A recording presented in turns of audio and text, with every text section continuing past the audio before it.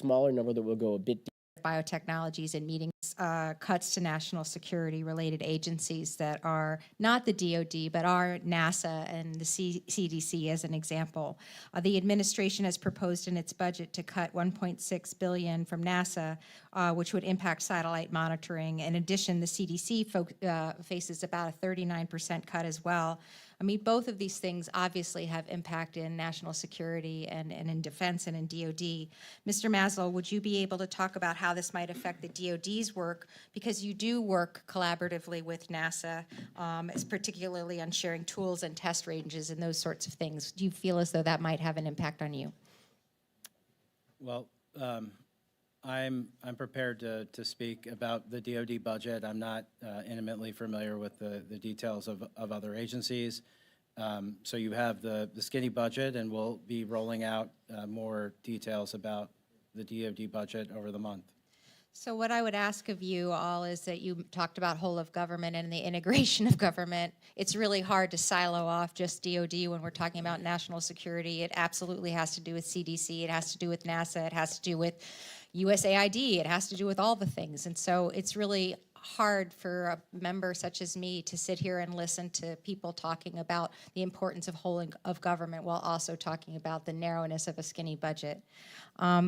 I was also wondering if we might be able to talk a little bit about, with the 31 seconds I have, about disease and the fact that if we have the CDC cut significantly and disease detection significantly cut, it's possible that we will end up with our troops being in harm's way with diseases.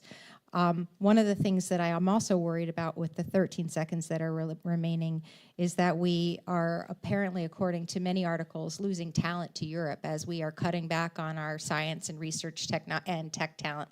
They are being recruited, and the good case scenario, best case scenario would be to Europe. The worst case scenario is to China, and I would ask you guys to consider that as well. And with that, I've lost my time. I appreciate your time, and I yield back. Thank you. Mr. Aguirre, you're recognized. Thank you, Mr. Chairman. And thank you to each of our witnesses for being here. It's good to see you again, Mr. Beck. I think we're a common theme here. So, Mr. Rumsford, in March, Secretary Hegseth released a memo directing the use of commercial solution openings, CSO, and other transactions for modern software acquisition. How does Test Management Resource Center plan to carry out that guidance? Thank you for that question. We are very focused on implementing that memo and being able to support the department in software pathway acquisition, that software acquisition pathway. And so along those lines, it's being able to understand from a test standpoint, as you acquire software, where do you really test and understand? Because one aspect of software development is that with the quote-unquote DevSecOps process, where you integrate development and operation of software, it's what commercial space does all the time. We're boldly going where the commercial community has already gone with our development of software. You need to be able to understand the test points that you've established, how you gain knowledge, and how you can factor that back into the developers. So one of those ways is we're establishing some common standards through the community so that we can better integrate our data across the community. I think you might have answered the second part, but just to be careful or safe, how can TRMC partner with the Defense Innovation Unit to leverage existing authorities and mechanisms to start incorporating innovative approaches? So the Test Resource Management Center, actually, we've gone through every instantiation of DIU, from DIUX to DIU 2.0 to the current leadership under Mr. Beck. And that partnership has continued to grow and strengthen. It goes hand in hand of when you're developing and trying to create innovative solutions, is understanding how well they work is essential to that discussion. And so that's why we've worked those partnerships and continue to foster them. Well, continuing on that topic, I believe if we continue to see success with these novel acquisition pathways, we're going to make a lot of progress towards bringing bridging the valley of death. But I also want to make sure that we're thinking 2 steps ahead so we can anticipate the next set of challenges. So, Mr. Beck, assuming these pathways work as intended, what do you see as the biggest remaining challenges to solve with respect to startups and small businesses entering the defense ecosystem? Yeah, I really think the, excuse me, the biggest challenge is, at the end of the day, comes down to the ability to scale and move flexibly to do so. I mentioned in my commentary at the start that it's sort of ridiculous for us to be palming for a specific piece of technology today that doesn't exist yet, as opposed to, for example, a portfolio of capability within which the services or whoever would have the ability to move in order to fund something without having to come back and turn that around. Which is why I think it's a good idea. You said you give them a limited amount of time, so they have to work with off-the-shelf technology. That's right. So, Mr. Mazzola, I hope I'm saying that right. I think one of the challenges when it comes to scaling new innovation is finding and developing technology that not only works for each of the services, but also the combatant commands and vice versa. With all the innovation organizations spread across the department, how do you ensure they're synchronized so that we can maximize the value of each taxpayer dollar? Congressman, it's a huge challenge. I think I had my staff look into it, and we have close to 300 organizations in the department that consider themselves innovation organizations. So you're talking about the defense labs, 62 defense labs, our FFRDCs, our DIUs, the SoftWorks, and all the rest of it.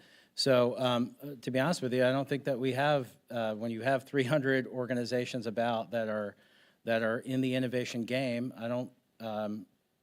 I think that we need to take a much harder look to make sure that we're deconflicted. Can I just say one thing about software acquisition pathway, because I think it builds upon a point that Mr. Finstad made about contracting. One of the important things that we're doing here with software acquisition pathway is that we are saying to contracting officers, thou shalt use CSO or OTA, and that's going to be the rule, not the exception. So part of changing behavior might just be actually forcing behavior. With that, I've run out of time, so I yield back. Thank you. Thank you. Mr. Whiteside, you're recognized. Thank you, Mr. Chairman. Thank you all for being here today. I'm super excited about this conversation. I wish we could talk for many hours. But anyway, first question is to Mr. Rumford. As you no doubt know, the 412th Test Wing, located at Edwards Air Force Base in my region, although not my district, is, as is the Mojave Air and Spaceport.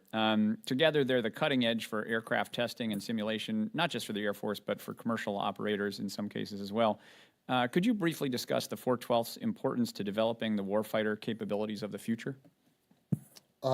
Absolutely. Thank you for that question. The 412th, simply put, is essential to the United States national security.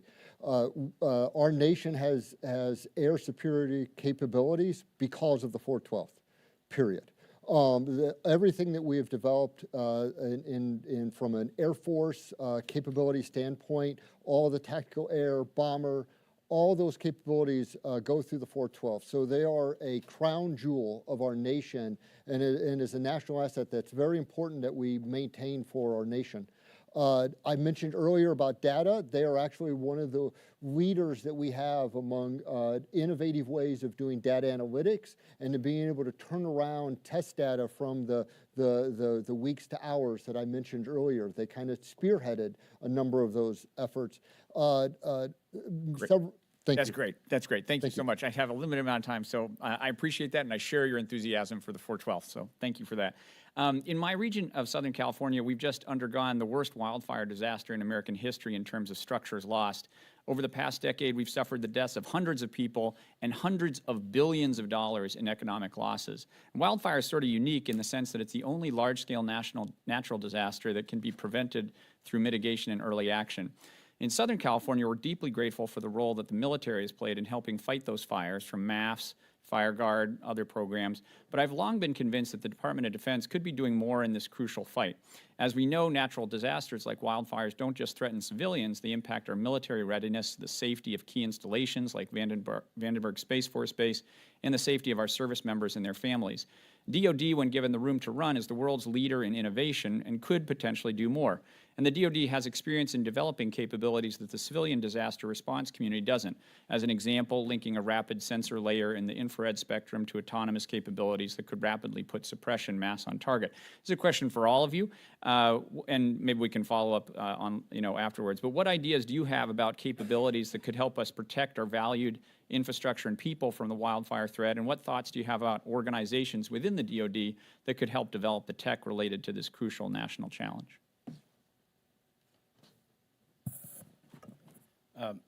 Very interesting challenge, sir. I think DARPA is an organization that's under me, an R&E, and it's something that I'd want to take back to those guys and look forward to further conversation about. That'd be great. Look forward to that. Sorry, maybe just throw a couple of quick ideas out there. So DIU has worked closely with the National Guard Bureau on some AI-enabled tools to help with their rapid acceleration, or their acceleration of the ability to kind of pull in all the data that they're getting and then respond more quickly. And it's natural. I think you've had the opportunity to spend some time with Major General Bucky Butow, who's our military deputy at DIU. He also happens to simultaneously be the commander of the California Air Guard. So he spends a lot of time in this space and has personally championed some of these issues. I do think that one area is taking those AI tools to the next level to accelerate our ability to respond more quickly. I also think there probably are other areas where there are hardware solutions that we're learning a lot about in the military, including unmanned system solutions that might be a useful part of the fight. Thank you so much. Mr. Rumford, would you like to add anything?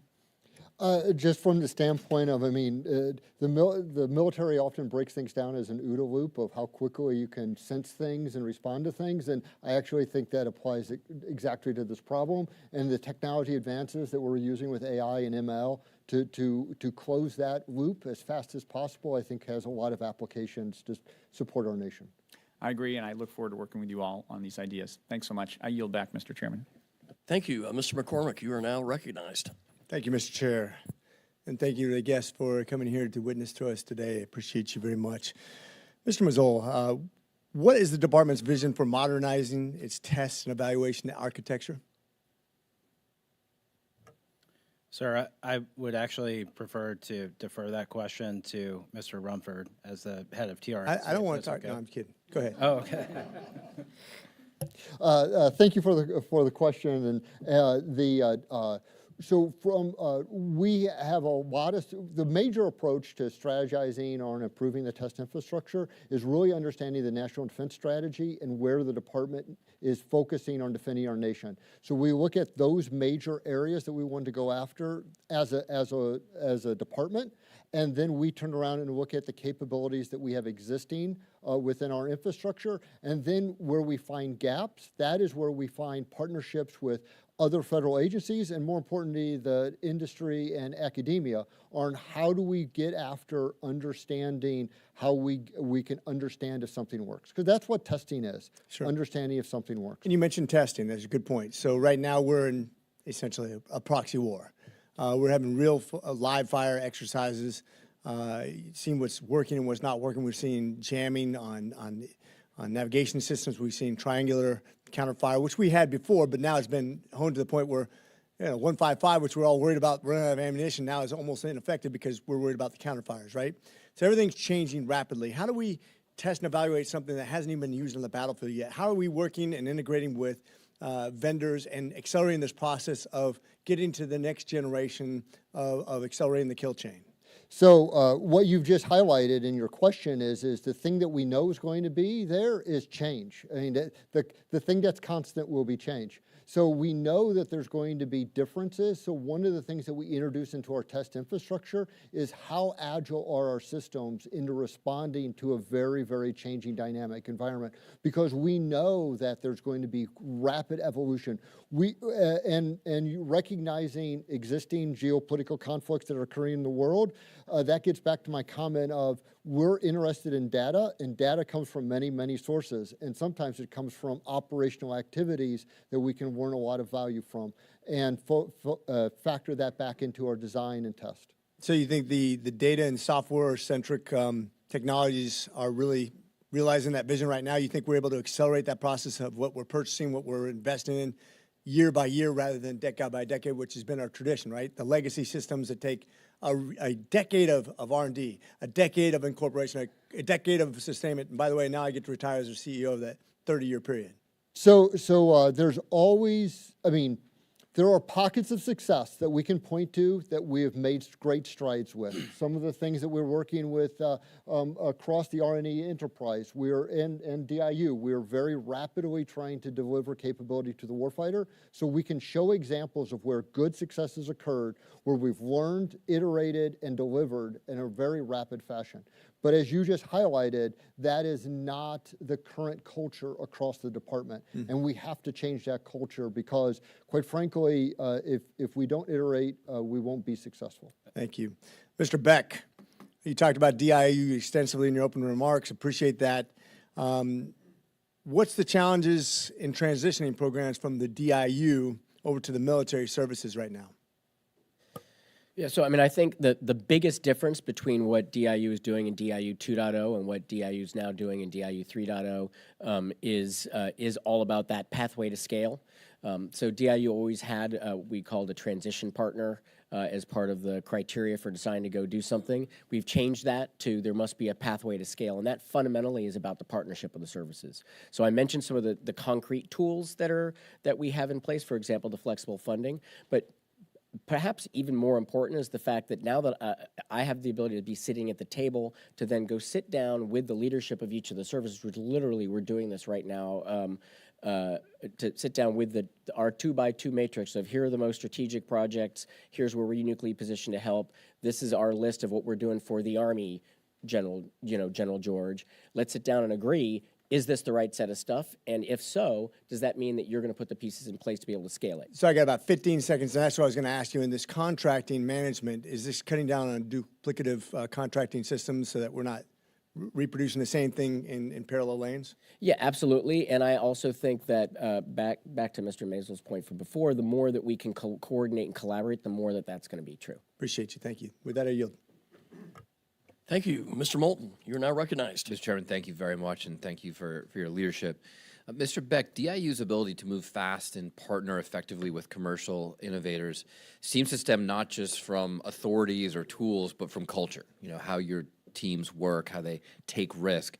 So what is it about DIU's internal culture, whether it's talent recruitment, decision-making, what is it that you believe is most essential to replicate across the broader acquisition system, and what are some concrete steps that Congress could take or senior DoD leadership could take to help instill that kind of innovative culture and fast culture in the rest of the department? Yeah, I love that question. That makes me happy. So I'd say the most fundamental point is that point that I made at the end of my remarks. Everybody who is at DIU understands that we are on the clock, that it is our job to put capability in the hands of the warfighter now so that we can deter major conflict or win if we're forced to fight it, and that if we are risk-averse and slow now, that means that down the road, those airmen, guardians, Marines, soldiers, sailors are not going to have the tools they need, and that's going to cost lives. That's very, very clear. And so we're willing to take risks up front in order to, maybe look stupid because you tried something that didn't work. And that I think is a really important point. The company that I used to work for, there was a saying that we had that was 100 no's for every yes. If you think about the way that how many times a company like we're talking about space, how many times a company like SpaceX had a failed launch before they started to be able to do launches incredibly well and for a much lower cost and and quite reliably. And you think about the way that we would handle that when there's a failure. Right? So I think we need to fundamentally change our approach to risk and to failure. That failure on the way to success is success. Failure on the way to not do anything is still failure. And I think that's going to be something that the department needs to change culture around. I also think it has implications for the relationship between Congress and the department, because it's hard to take risk in the department if you think that the first time you fail, you're going to be sitting in a chair like this one explaining how stupid you are. So, I mean, I agree with you, and I've sat in hearings like this before and said exactly that we want you to fail. We want you to fail fast. We want you to take these risks. But not everyone agrees. So what are the actual policies that we could put in place to make that happen? So I think that changing the policy. So, and this is something I'd love to come back with some specific concrete That's ideas great. on. If you want to take that for the record. I'd love to maybe take it for the record because I don't want to throw out a bunch of ideas. But I think that it at the end of the day, you change behavior by changing direction at the top, and then by changing concrete incentives for people's careers. And until we actually change those concrete incentives for people's careers all the way through the rank and file, you're not going to get the change you want. DIU is also very good at working with non-traditional vendors. Any recommendations for how we can open pathways to new entrants, smaller startups that right now are very frustrated by the intense DoD bureaucracy? Yeah, I mean, I think, you've heard my colleagues here, we've all talked about kind of leveraging the CSO process that turns that kind of requirements piece on its head right at the front end. I think that's a good start. I think the biggest thing, and I've said this a couple times, and I'll just keep reinforcing it, the biggest thing that we can do is create reference cases where there are successes, where companies not just sell their first couple of things to the department, but they actually grow and scale, because that helps them, but it also helps all the other ones, and it helps all the people who are thinking and investing in all the other ones. So we've got to do that.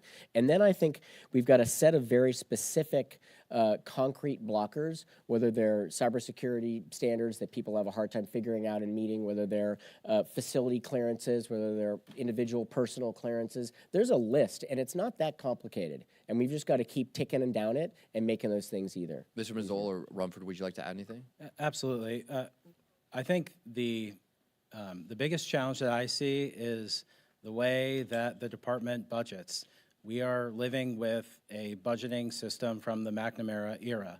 And I would encourage the committee to take a very close look at the PPBE Commission report. The department, I don't believe, has provided officially sanctioned views on that. But I'll just say, for me, it's quite compelling. Right now, my organization is executing FY24 appropriations, FY25 appropriations. We sent you the skinny budget, so we're going to be soon defending 26, and we're building 27. So you put all of those things together, it creates a lot of challenges, including what I like to call in my previous life on the SASC, the come back and see me in 2 years problem, which is that you have company X comes in with a widget that can solve a problem for the Army, and the answer is, well, that's great, I'll POM for you now, and then in 2 years, you'll show up in a budget request. So, Mr. Maisel, need I'm sorry, to- time's expired. I need sorry to about that. yield to and recognize Mr. Fallon. Thank you, Chairman. Thank you, Mr. Chairman. Mr. Rumford, we're seeing a significant surge in private industry and academic institutions driving R&D, particularly with hypersonics. One example, of course, would be University of Notre Dame's Mach 10 Quiet Wind Tunnel. It provides critical ground-based testing capabilities for hypersonic systems. So I have kind of a two-part question. One, can you elaborate on how the DoD is integrating these cutting-edge infrastructures and to strengthen our testing and evaluations process? And then more specifically, do you agree that leveraging these types of infrastructures can help us acquire and operationalize critical technology faster? Thank you for that question. Absolutely. I'll answer the second part first. Sure. Absolutely. It is critical for us, and I know the comment earlier about a whole nation approach. We absolutely need to be able to integrate in what academia has made advancements in and industry has made advancements in, because quite frankly, that is the American way. That's actually how we innovate fast. That is our secret sauce. We're not going to outperform our adversaries with using processes that they use. We should be using the processes that we thrive in. And that's competition with a lot of people in our nation trying to brainstorm and tackle problems. And so what we're looking at at the Test Resource Management Center is back to that data question. How can I integrate data from different sources? If I only have one wind tunnel, it's pretty easy to inventory. It's pretty easy to understand that data.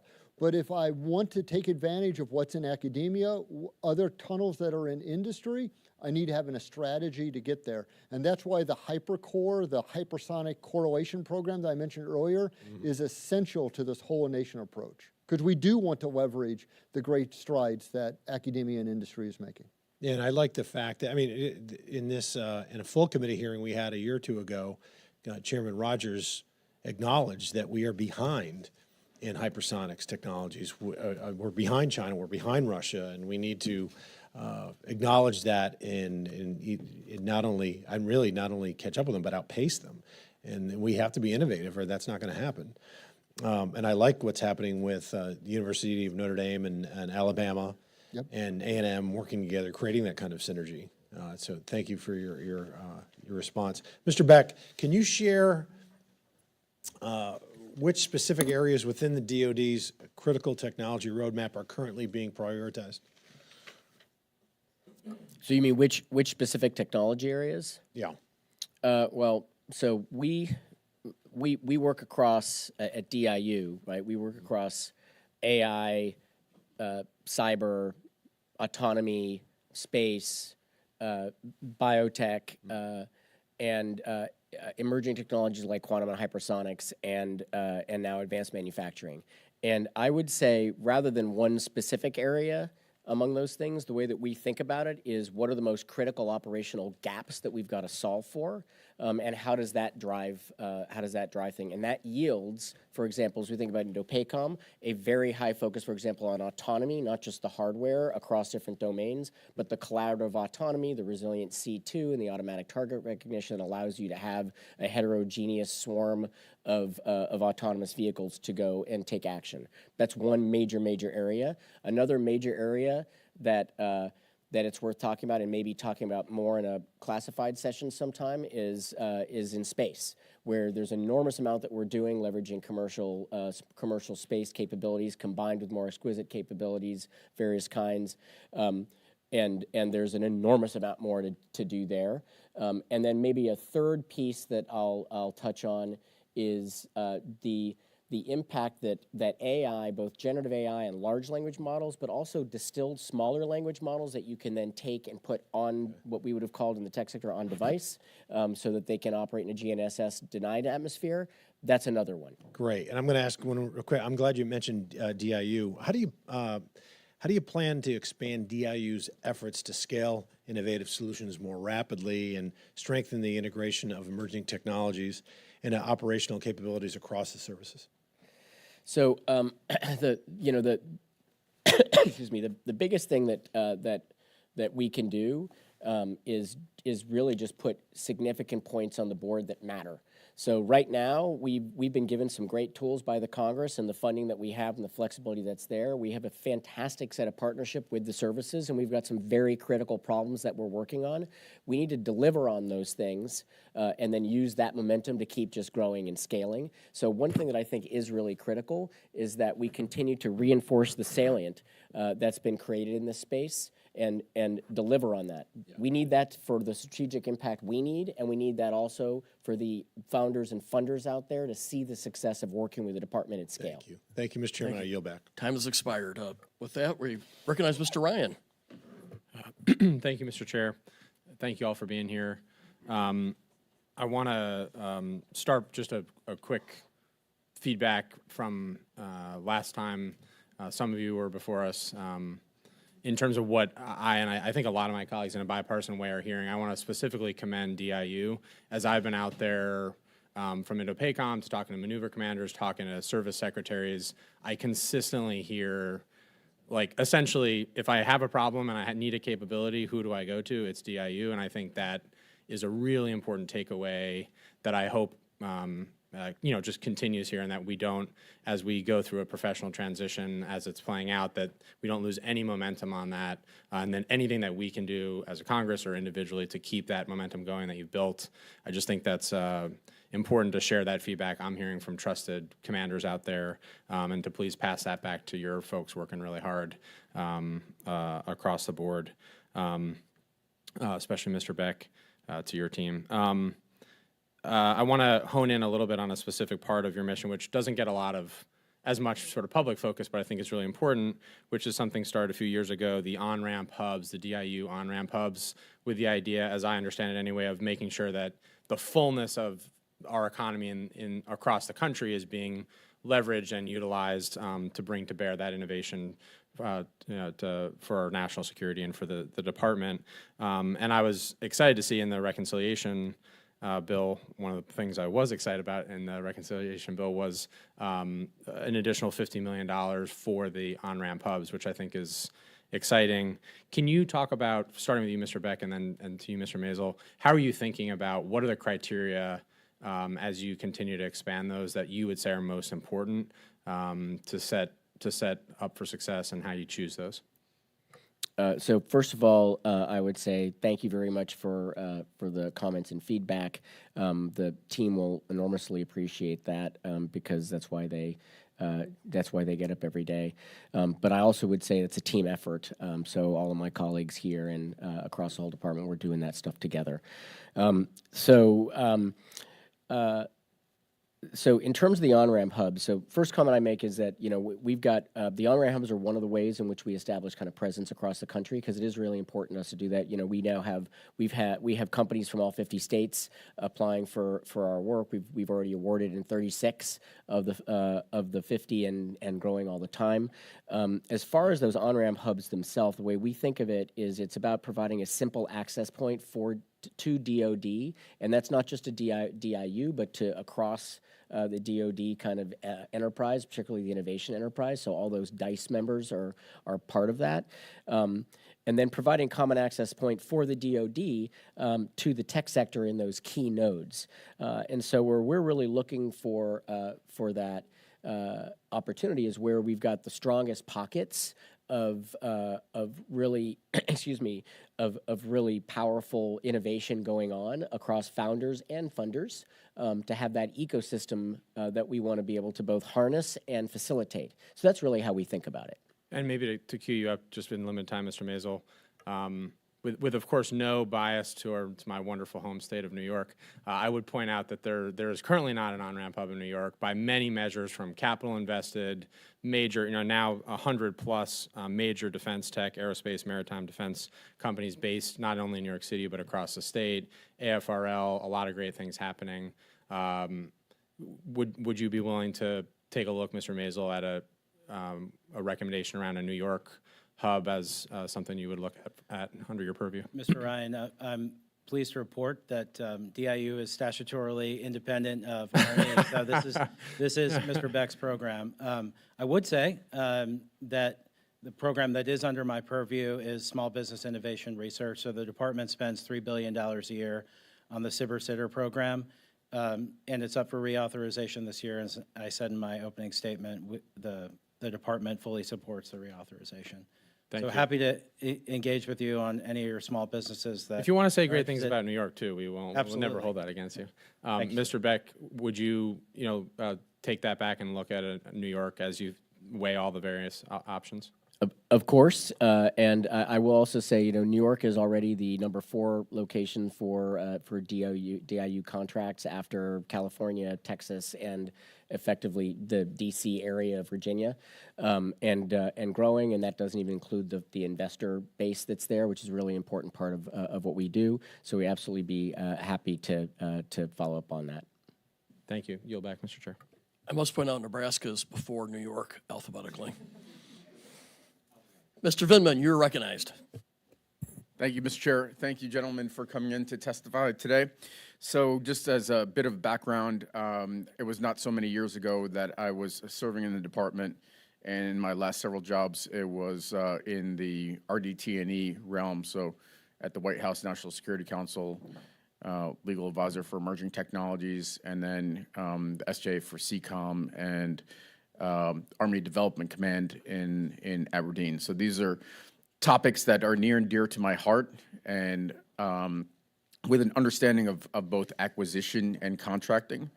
And frankly, we have a great deal of work that needs to be done in those regards. And it sounds like to me, Mr. Maisel, that maybe the congressional budget process may be part of the problem that we have to resolve. I hesitate to opine on the legislative branch's process. It's really a yes or no. You don't have to get into the details. Well, of course, I'll say that continuing resolutions are never helpful and they create instability. What I was commenting on before to Mr. Moulton is our own internal DoD budget process that I know you're familiar with, which also is in desperate need of reform. Yeah. And so with that in mind, and given my current job now of 5 months, I have Quantico, Dahlgren, and Walker are in my district. And frankly, I think you all recognize that Dahlgren also has some national level exquisite capabilities that are very important that we maintain and probably grow based on the capabilities. Kind of drilling down a little bit, the rapid emergence of unmanned systems has fundamentally changed the way modern warfare is conducted, and we've seen unmanned aerial systems in every major conflict of recent years, and obviously they're extensively used in the war in Ukraine, and having traveled to Ukraine 14 times since the start of the invasion in 2022, I've got a sense of what that looks like. There are really sort of at least three distinct phases of the war: the maneuver phase in the outset, and then, the trench warfare. Now, I think what's largely a drone war. They've also been used by Iranian-supported militants to kill U.S. service members in Jordan. There's a massive need for investment in UAS and counter-UAS. And Mr. Beck, I applaud the work coming out of the DIU to adapt to the battlefield redefined with this technology, specifically the work you're doing as part of the Blue UAS initiative. Can you speak more to what you've learned from Ukraine, specifically from DIU being embedded with SAGU to capture necessary lessons learned, both offensively and defensively, and how we can apply them to our own needs globally?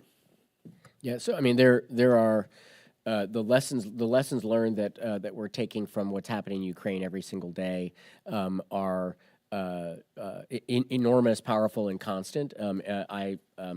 I was there just this last December, and the pace of change, both in terms of the unmanned system and counter unmanned system capabilities, both hardware and software, as well as the manufacturing capabilities with and software writing capabilities of developers and 3D printers in basements all over the place to make that stuff, is truly incredible. I think the biggest kind of concrete pieces of learning have to do with, aside from kind of the most obvious around the need for resilience under electronic warfare, the pace at which that changes, and the speed at which you've got to move, is the scale at which you've got to move. And so I would just point out that that in Ukraine there are as many as 4,000 systems expended in a day.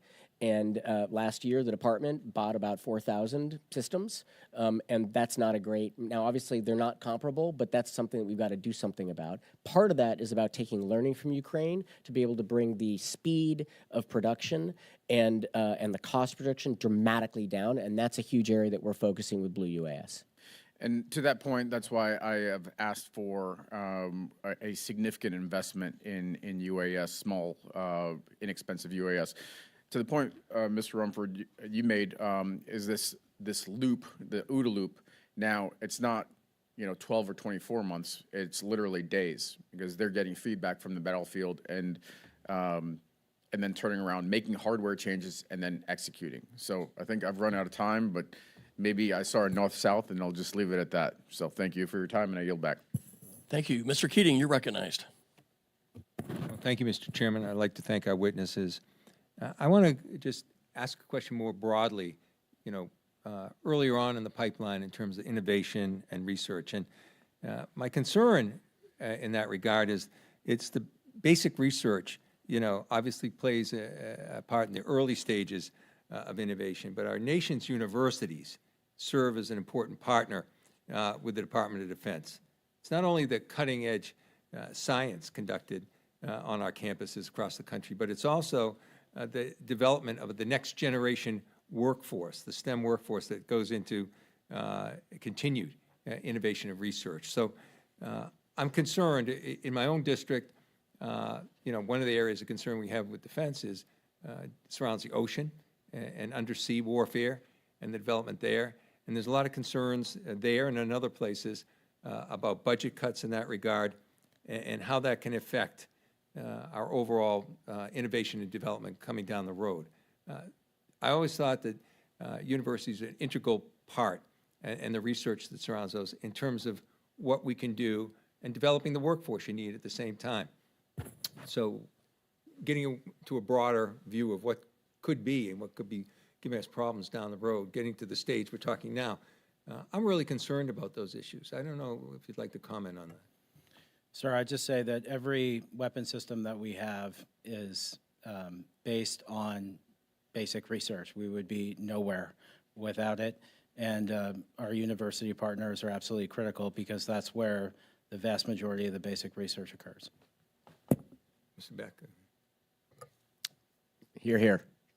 And I would maybe add that a very large number of the small businesses that we're talking about that then wind up wanting to come and join a CSO for DIU also had their origins in a university or in people from the university one way or another. And it's no accident that our innovation centers around the country are related closely to where those great academic centers are. Silicon Valley was built, the Silicon Valley was built out of that collaboration between academia, the public and private sector around national security, and it's the core of how we do this. Yes, Rumford.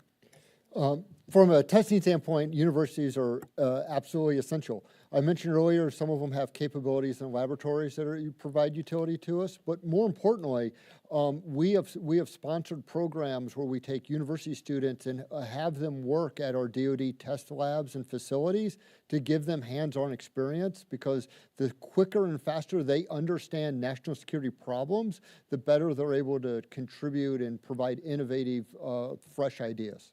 Yeah, and one of my institutions, the University of Massachusetts in Dartmouth, there's a grant and a program going there that really not only helps the development of research, but it also provides a workforce. There's an amazing linkage to the people that work there and the needed and the void that's there with our Department of Defense. So the workforce issues, I think, are critical. Do you want to comment on that aspect too? Yeah, absolutely. The SMART Scholarship Program, which we run out of R&E, was created by Congress several years ago. It's a scholarship for service program, and I don't have the exact figures, but a significant percentage of our new talent coming into our defense labs are coming out of that program. So it's a very important pipeline.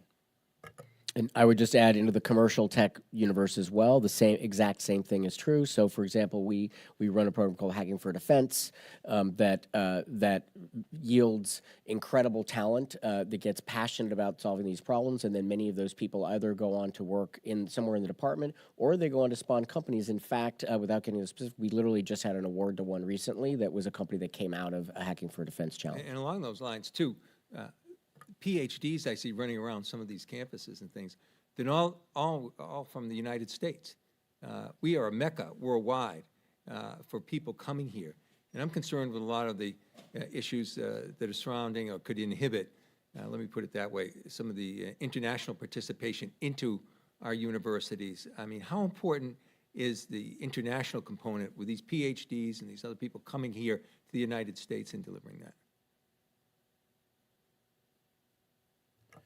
Well, the specific policies that are related to student visas and things like that, sir, I'm just not able to comment on that from the R&E perspective. Well, I can say it goes without saying. I yield back. Thank you. I have a couple of follow-up questions, if I may. I want to talk about NC3 to Mr. Maisel and Mr. Beck. But first one, Mr. Maisel, I appreciated talking to you last week, and you mentioned that you have a vision to establish a new NC3 Tech Accelerator. And just 7 years ago, General Mattis, or I should say Secretary Mattis, directed major changes to improve our management and modernization for NC3, and we passed under the NDAA a requirement to establish a major force program for NC3. So we've had some work being done at Offutt within STRATCOM, but also they're standing up a new REACH organization that brings in the military experts and industry partners. So this effort's been ongoing. It's still fledgling. How do you foresee what you're doing? How how will that assist this effort? Hopefully it will be synchronized and not separate activities. Absolutely. So we view NC3 as the fourth leg of the triad.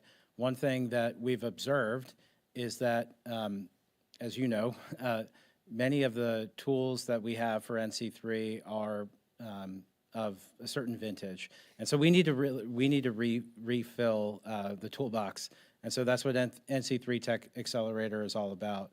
And the linkage that we have with Stratcom has to be ironclad, because Stratcom is going to generate the requirements and produce the needs that we are going to try and fulfill through NC Tech Accelerator.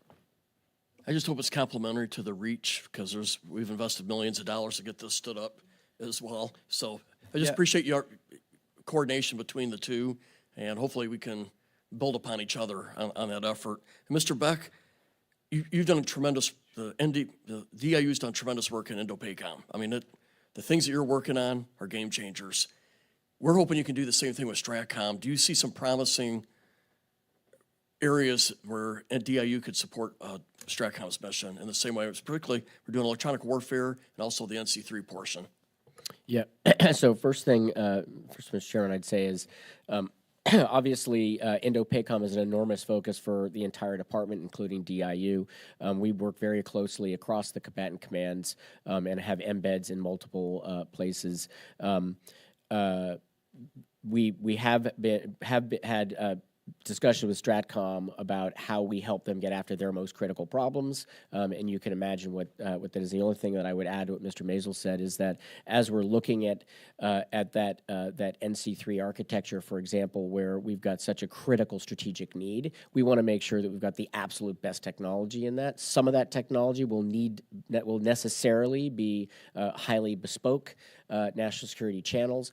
Others of it will want to harness the very best of what's out in the commercial sector, and that's our job. Thank you. Mr. Khanna, do you have any closing comments or questions? I do not. I'm good. Okay. Any follow-up? Okay. I want to take just time to say thank you for coming in and sharing the great work that your organizations are doing and your expertise. We look forward to working with you, and with that, we'll close.